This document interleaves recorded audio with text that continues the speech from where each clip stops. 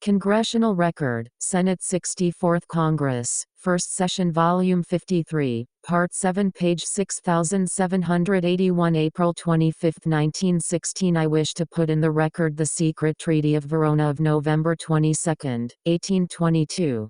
Showing what this ancient conflict is between the rule of the few and the rule of the many. I wish to call the attention of the Senate to this treaty because it is the thread of this treaty which was the basis of the Monroe Doctrine.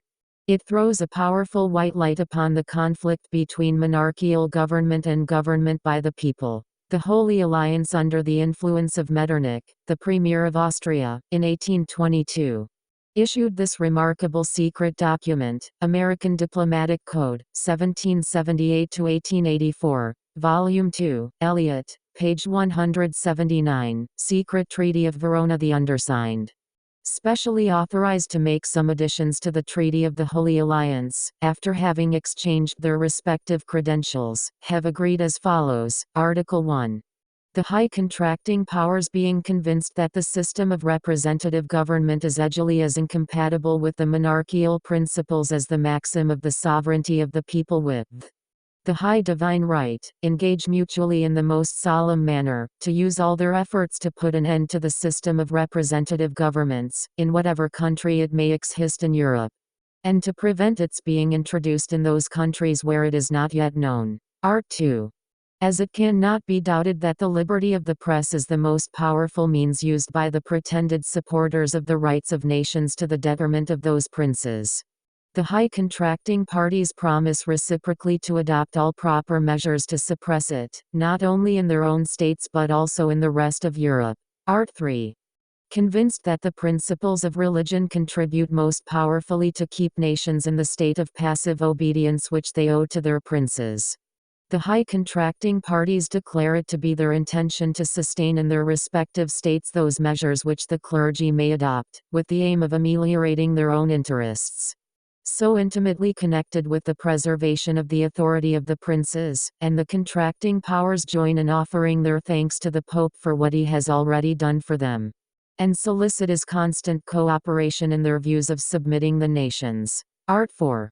The situation of Spain and Portugal unite unhappily all the circumstances to which this treaty has particular reference. The high contracting parties, in confiding to France the care of putting an end to them, engaged to assist her in the manner which may the least compromise them with their own people and the people of France by means of a subsidy on the part of the two empires of 20,000 of francs every year from the date of the signature of this treaty to the end of the war. Art 5.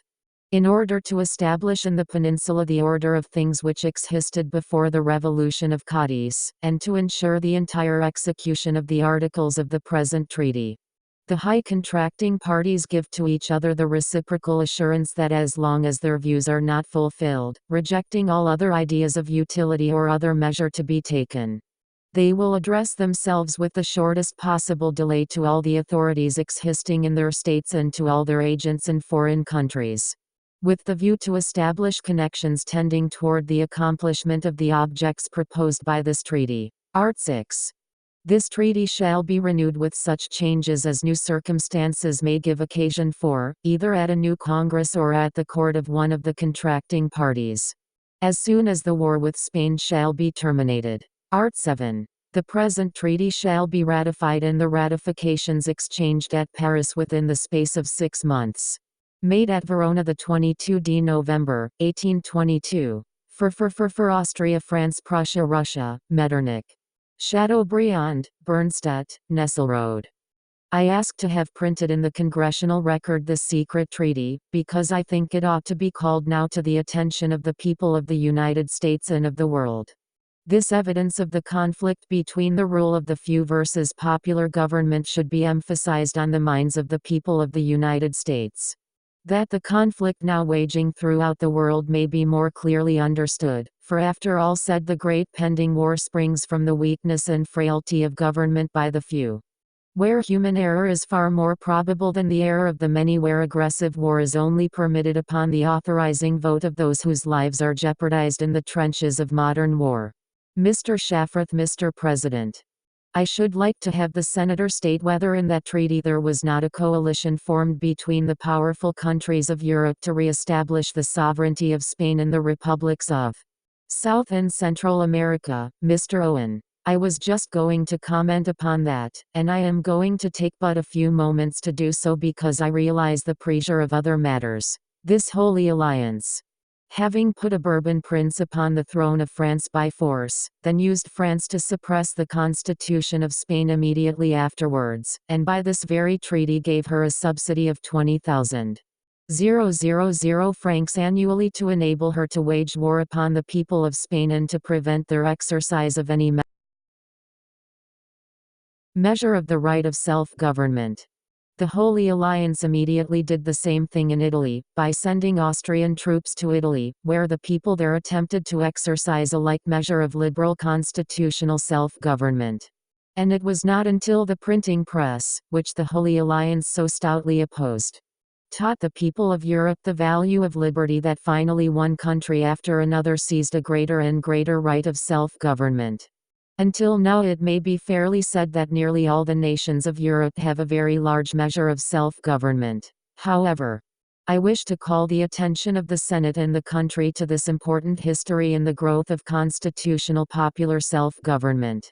The Holy Alliance made its powers felt by the wholesale drastic suppression of the press in Europe, by universal censorship, by killing free speech and all ideas of popular rights, and by the complete suppression of popular government. The Holy Alliance, having destroyed popular government in Spain and in Italy, had well laid plans also to destroy popular government in the American colonies which had revolted from Spain and Portugal in Central and South America under the influence of the successful example of the United States. It was because of this conspiracy against the American republics by the European monarchies that the great English statesman, Canning, called the attention of our government to it, and our statesmen then, including Thomas Jefferson, took an active part to bring about the declaration by President Monroe in his next annual message to the Congress of the United States that the United States should regard it as an act of hostility to the government of the United States and an unfriendly act if this coalition or if any power of Europe ever undertook to establish upon the American continent any control of any American republic or to acquire any territorial rights. This is the so-called Monroe Doctrine. The threat under the secret Treaty of Verona to suppress popular governments in the American republics is the basis of the Monroe Doctrine. This secret treaty sets forth clearly the conflict between monarchical government and popular government and the government of the few as against the government of the many. It is a part, in reality, of developing popular sovereignty when we demand for women equal rights to life, to liberty, to the possession of property, to an equal voice in the making of the laws and the administration of the laws. This demand on the part of the women is made by men, and it ought to be made by men as well as by thinking, progressive women, as it will promote human liberty and human happiness. I sympathize with it. And I hope that all parties will in the national conventions give their approval to this larger measure of liberty to the better half of the human race. The experience we have had has made us acquainted with the many advantages that have been taken by the society of its intervention in the marriages of the House of Austria, and of those which have been effected in other kingdoms, France, Poland, and in various duchies. Forasmuch assembling, proposing with prudence, selecting choice persons who may be friends and families of the relatives, and of the friends of the society, it will be easy to gain the princesses, making use of their valets. By that coming to feed and nourish with relations of friendship, by being located at the entrance in all parts, and thus become acquainted with the most intimate secrets of the familiars. Secret Instructions of the Company of Jesus, Chapter 2. Homepage.